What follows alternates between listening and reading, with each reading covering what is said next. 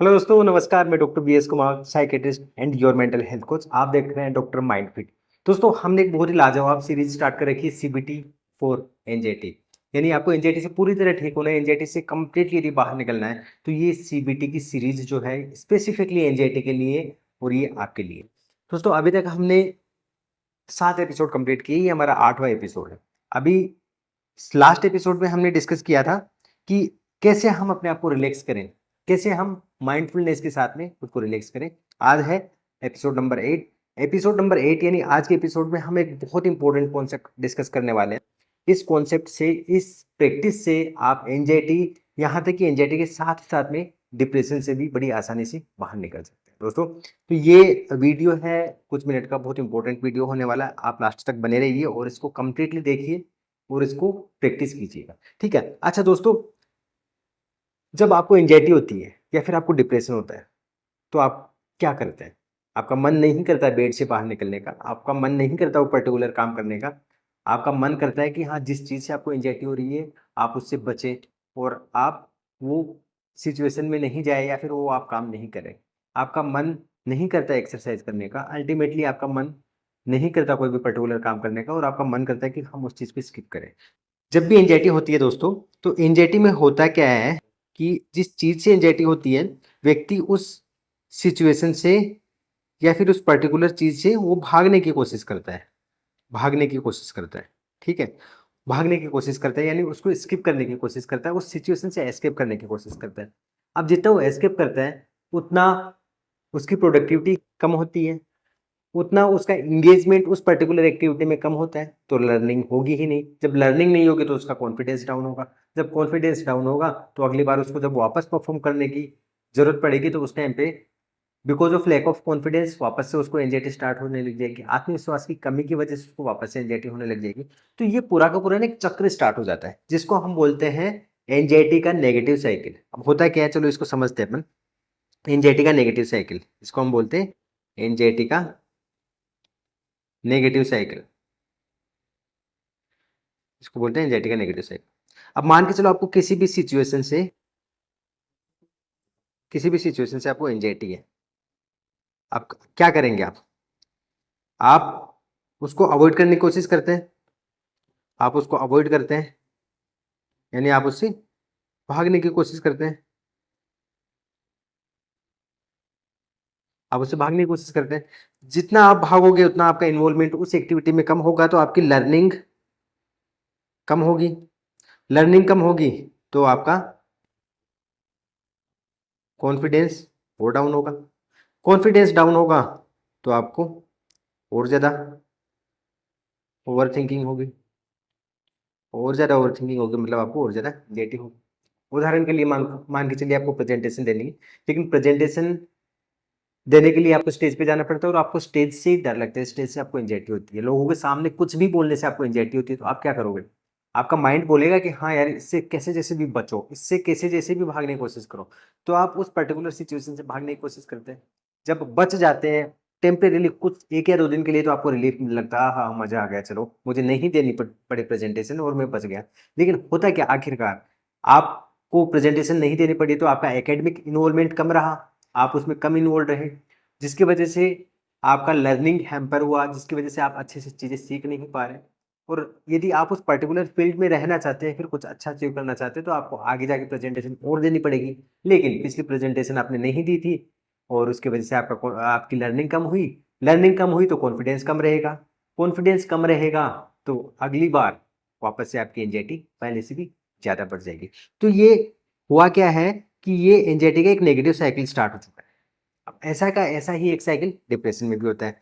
कैसे होता है डिप्रेशन में? चलिए समझते हैं, इसको हम बोल रहे हैं डिप्रेशन का नेगेटिव साइकिल। डिप्रेशन का नेगेटिव चक्र। इसमें क्या होता है दोस्तों? डिप्रेशन की वजह से डिप्रेशन की वजह से व्यक्ति का मन नहीं लगेगा, मन नहीं लगेगा किसी भी चीज में। अब जब मन नहीं लगेगा तो वो काम कम करेगा या फिर नहीं करेगा, या तो काम कम करेगा या काम नहीं करेगा। इसकी वजह से क्या होगा? इसकी वजह से उसकी प्रोडक्टिविटी कम होगी। प्रोडक्टिविटी कम होगी जिसकी वजह से उसको गिल्ट होगा, पछतावा होगा, ठीक है।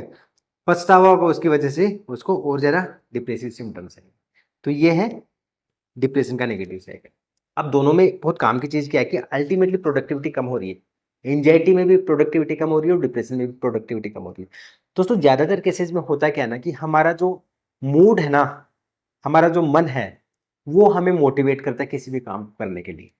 लेकिन एंजाइटी और डिप्रेशन के केसेस में हमारा मूड अच्छा है नहीं, हमारा मन अच्छा है नहीं, और उसकी वजह से हम काम नहीं करेंगे।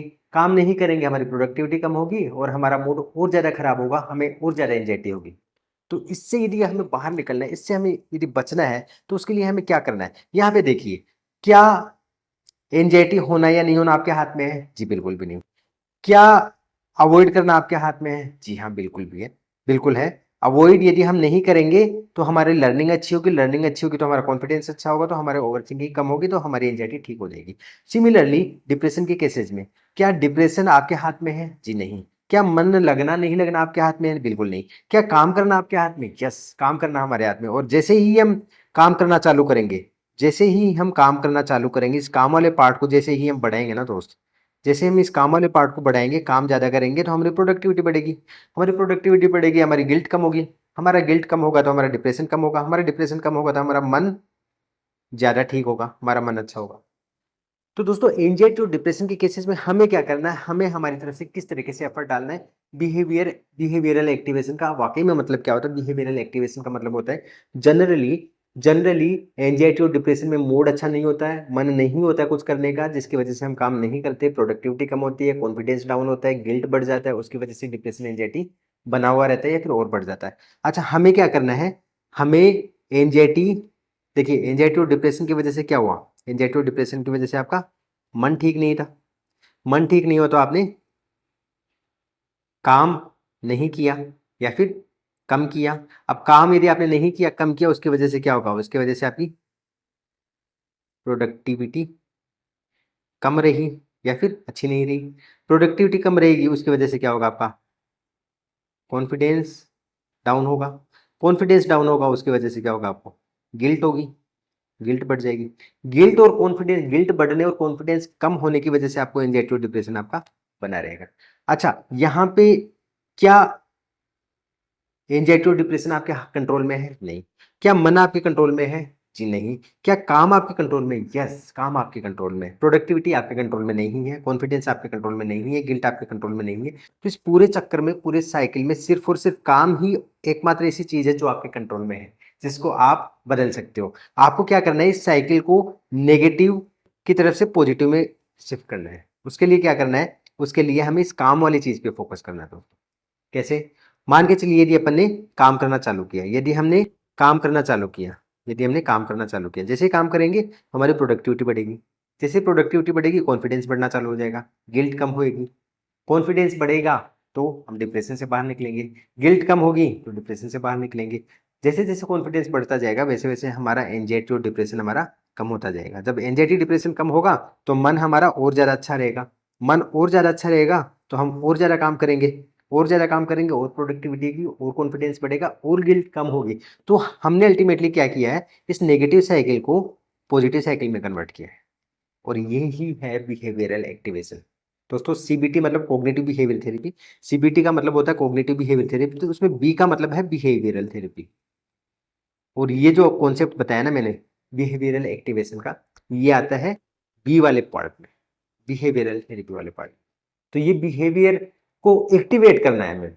हम जो एंजाइटी डिप्रेशन की वजह से पूरे दिन भर बेड में पड़े रहते हैं, कुछ भी काम नहीं करते हैं, इनएक्टिव से रहते हैं, किसी से बात नहीं करते, किसी से मुलाकात नहीं करते हैं, हम काम को पोस्टपोन करते रहते हैं, हम अपने आप को उस सिचुएशन से अवॉइड करने की कोशिश करते हैं, बचाने की कोशिश करते हैं, भागते रहने की कोशिश करते हैं। तो हमें अल्टीमेटली करना क्या है? हमें अपने बिहेवियर को एक्टिवेट करना है। जो पर्टिकुलर काम है, जो पर्टिकुलर टास्क आपने डिसाइड कर रखे, छोटे से टास्क से काम डिसाइड करो, धीरे धीरे उसको बड़े टास्क में कन्वर्ट करते रहो। तो अल्टीमेटली बिहेवियर को हमें हमारे बिहेवियर को एक्टिवेट करना है, एक्टिवेट करना है। स्मॉल टास्क से स्टार्ट करना है, स्मॉल टास्क यानी एकदम छोटे से टास्क से स्टार्ट करना है, और धीरे धीरे उसको बढ़ाते रहना है, उसको बढ़ाते रहना है, उसको बढ़ाते रहना है। कुछ टाइम बाद में आपको पता ही नहीं चलेगा कब आपका डिप्रेशन, कब आपकी एंजाइटी गायब हो चुकी है। तो उम्मीद करता हूँ ये बिहेवियरल एक्टिवेशन आपको समझ में आएगा। नेक्स्ट एपिसोड में हम डिस्कस करेंगे कि वो क्या टेक्निक्स हैं जो आपको एंजाइटी से बाहर निकाल सकती है, वो कौन कौन से तरीके हैं आपकी लाइफस्टाइल से रिलेटेड, आपकी जीवन शैली से रिलेटेड, जिनको आप अपनाकर, जिनको आप रेगुलरली फॉलो करके एंजाइटी से फ्री हो सकते हो। तो मिलते हैं दोस्तों अगले एपिसोड में। Thank you very much. मस्त रहिए, मुस्कुराते रहिए। Thank you very much.